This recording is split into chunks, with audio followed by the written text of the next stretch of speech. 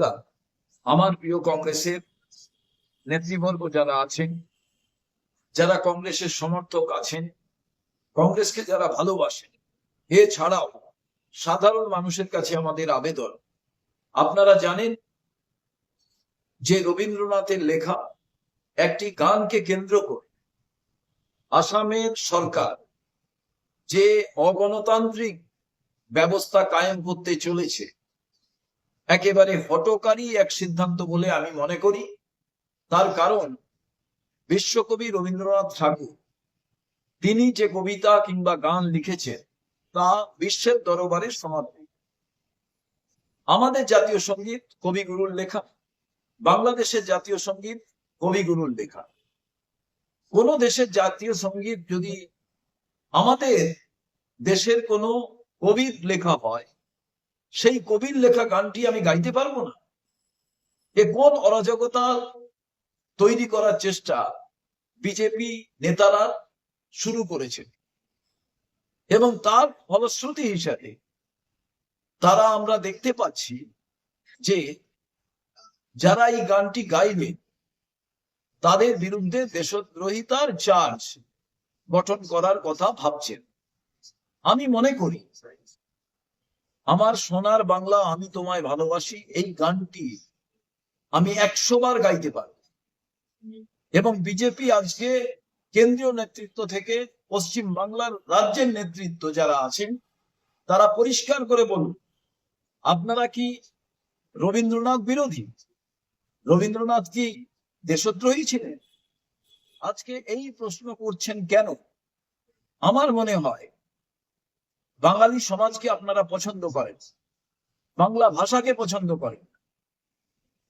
আপনারা বাংলার যে গান, যেটা বিশ্বের দরবারে সমাদৃত, তা নিয়ে আপনাদের হিংসে হয়।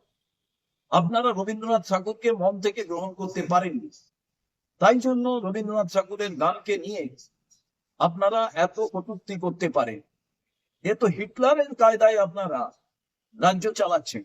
পশ্চিমবঙ্গের বিজেপি নেতাদের থেকে স্পষ্টভাবে আমরা জানতে চাই যে আপনারা এই আসামের মুখ্যমন্ত্রীর সিদ্ধান্ত এবং আসাম সরকারের যে সিদ্ধান্ত তার সঙ্গে সহমত কিনা, এবং আজকে আপনারা এর চরম বিরোধিতা করবেন। আর তা না করলে বুঝতে হবে আপনারা রবীন্দ্রনাথ ঠাকুরের বিরোধী, আপনারা রবীন্দ্রনাথের গানকে, রবীন্দ্রনাথ ঠাকুরকে আপনারা পছন্দ করেন না, আপনারা এর বিরোধিতা করেন। এবং এই ক্ষেত্রে দাঁড়িয়ে আমি মনে করি আপনারাই হচ্ছে ভারতবর্ষের মাটিতে দেশদ্রোহী।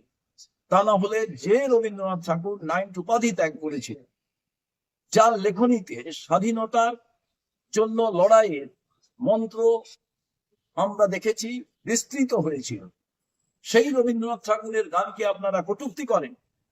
এই জায়গায় আমরা এর তীব্র নিন্দা করি, এবং সেই কারণে আগামীকাল 1টার সময় কলকাতা বিশ্ববিদ্যালয়ের সামনে বিদ্যাসাগরের মূর্তির পাদদেশ থেকে আমরা এক প্রতিবাদ মিছিলের ডাক দিয়েছি।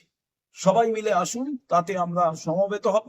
কারণ আমরা মনে করি কোনো গান, কোনো কবিতার কোনো সীমানা হয় না, কোনো দেশ হয় না, কোনো জাতি হয় না, কোনো ধর্ম হয় না, এটা সামগ্রিকভাবে বিশ্বজনীন।